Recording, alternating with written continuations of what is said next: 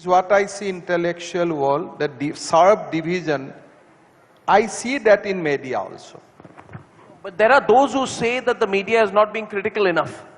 They say that you should instead of talking, for example, about the strengthening of the dollar, you should talk about the collapse of the rupee. Now, it can be a subjective thing, whether the rupee is collapsed or not, and how much it is because of global trends, American capital, whatever is happening there. But they say you're not being critical enough of this government. And more so, since there isn't enough an active opposition in this country, the role of the media as the opposition becomes more critical.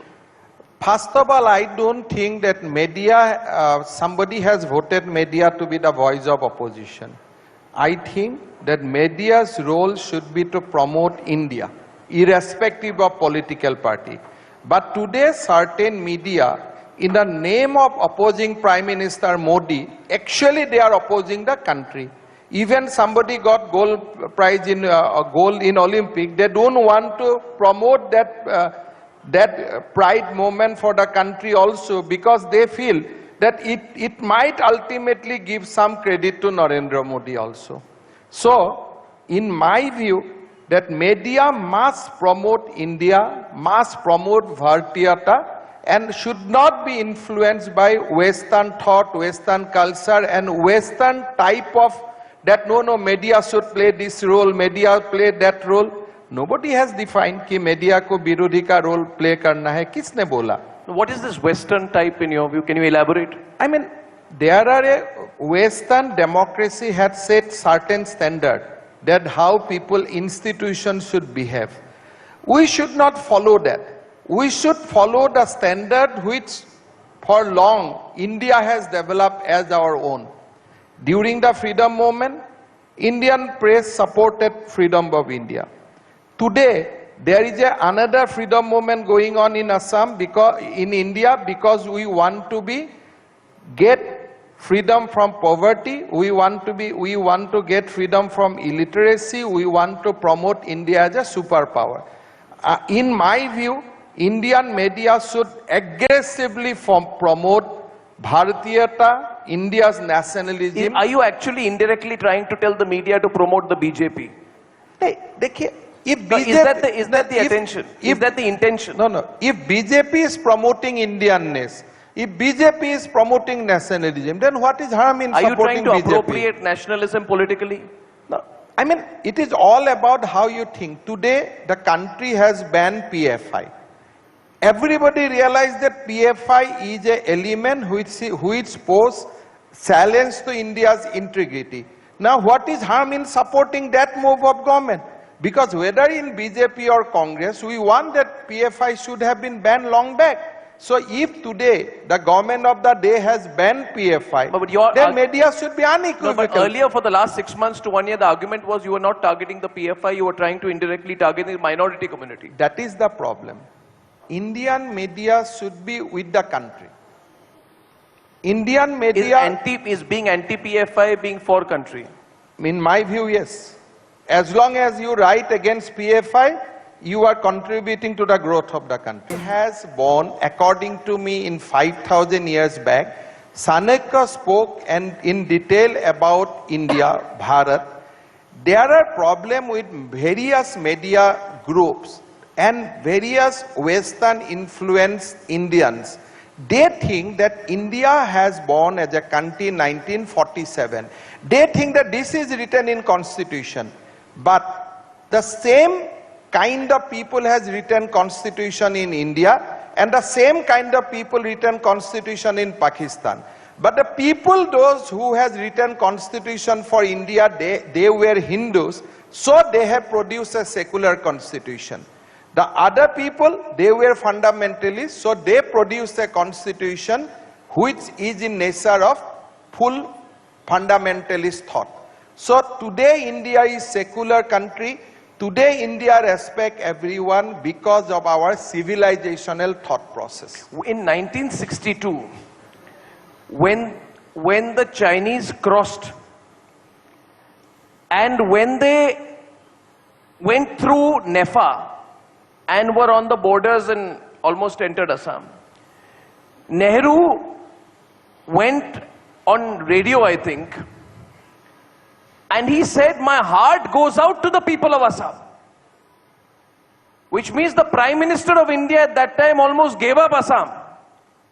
Or was willing to give up without a fight. That is one situation. And the same media at that time and even now says, no, you know, strategic mistakes, etc., but has never quite blamed Nehru for it. Now you put this to the present context of Doklam. When the Chinese tried to get the heights, and when we moved the guns, and when we outstared them, and when Mr. Doval actually met the Chinese equivalent of the National Security Advisor, bargained with him and got them to back off. We see the change in approach. And yet it is that the narrative in India has not quite changed, or nobody's quite, I mean, I can say that I'm speaking for a lot of the media, they still find mistakes in the government's handling of its China policy. So I would like your view on that, both from the point of view of Assam, your state, and nationally. And in the context of the discussion that we are having. I'll just go to 1962 for a brief while. Please. I have seen the Nehru speech completely. Nehru in that speech, he said that countrymen, now we are losing battles. Everywhere we are losing. But don't worry, we will win one day. So you must read the entire speech. That is more dangerous than what you have quoted. He said openly on the news, openly on that broadcast, he said that as of now we are losing everywhere. But don't worry, there will be time will come, one day we will win.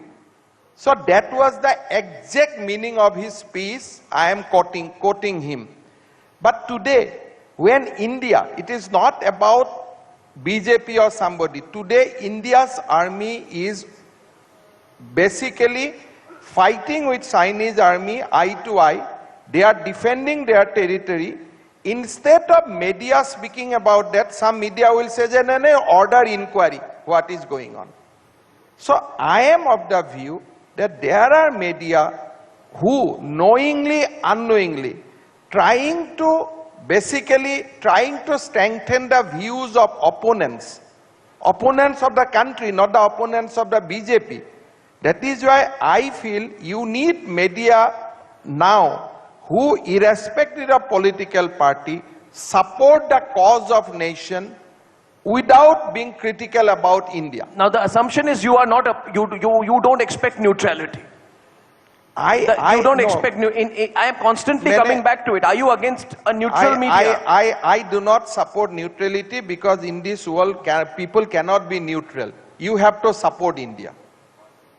Who can be neutral, you tell me? You, as a human, you have to have a choice. You go to vote. So you have to vote somebody. So how can you be neutral? In your mind, you support something. So I do not believe that neutrality is the way. I believe you have to support unequivocally the cause of India, because for next 20 years, if you keep on supporting India, then India will be superpower. And the same view of yours that neutrality is not possible applies to media also. Are you saying that the media cannot be neutral? No, if you, Arnab, when you spoke about Tukre gang, somebody was supporting that game, those people. Where is the neutrality? You have supported the cause of the country. Somebody has supported the cause of those people. Look, they are becoming victims. So what is that? So nobody is neutral. The question is, somebody in the name of opposing Prime Minister Modi, today unknowingly they are opposing India. That should not happen. You strongly support India. You be with the India. And you can see that next 20 years India will be a superpower. But I do not, let me have a rider. You have a free choice to criticize any politician whenever they do things wrong to the country. But when it comes to India versus Pakistan, India versus China, or when it comes about India, support India, there I don't want neutrality. No, these are very sharp views that you have. But you are basically making a case for a nationalist media, if I'm not mistaken. Exactly, I am for a nationalist media. I believe if next 20 years everybody support cause of India, India will be respected in the world scenario the way today many people respect America or China. Give me bullet points. What are the 3 or 4 things which you are saying is the cause of India which needs to be supported? No, I think when it comes to fundamentalists, condemn it equivocally. Then don't talk about liberty. Because once liberty... Don't talk about liberty. Liberty of those people. Because if you advocate liberty of one people who is handing global terrorists, then ultimately that will be responsible for killing hundreds of innocent after 5 years. This includes supporters of terrorists. I mean, I strongly believe that people who are opposing this country, for them, the concept of liberty should not be... Some will say that is your subjective view. You will lumpenize your political opponents as anti-national. I mean, you see, when it comes to PFI, they are not contesting election against BJP. So how can they be my political opponent? The problem is with their own thought process. The thought process is against the country. India has a constitution. You will say there should be a law of Sharia. Now this is opposed to your constitution. That is opposed to your ethos. That is opposed to your culture. But yes, within the constitution you can talk about secularism. That is a wholly different ballgame. So when it comes to constitution and the people who are opposing constitution, then you cannot be with them. When there are people who are opposing country with certain thoughts which is alien to this country's civilization, then you have to oppose them. But Mr. Asaduddin Owaisi says that he is for the nation, but he feels that you are anti-Muslim, anti-minority, and that in the guise of nationalism, that is your political goal. I'll say he is anti-Hindu. If he say I am anti-Muslim, I'll say you are anti-Hindu. So in this country there is a fashion, no, you are anti-Muslim. But there should be a counter fashion also. Brother, you are also anti-Hindu. Then people will not speak about who is anti-Hindu, anti-Muslim. People will start speaking who is for India and against India. The other thing, the view about people like you, and I hope you don't mind all this, I'm asking you straight, I'm taking some liberty with you. You can. But the feeling is that you and especially the core leaders of your party, your nationalism is at the cost of federalism. And this is a federation, Himanta. This is a federation of states. And by the way, your friend says we were never a nation. We are only a federation of states. No, a union of states. A union of states. Sorry to... Right, with the union, Yes. Yeah. So, is your nationalism, and all this is extremely relevant in the context of the ongoing debates on and about the media. I pride myself on the fact that today in this session and after this session, I was telling my senior Prokhanto Rajguru and then Zarir Hussain is here. You have anchors from other channels, regional channels all coming. They're fantastic. I'm proud of them.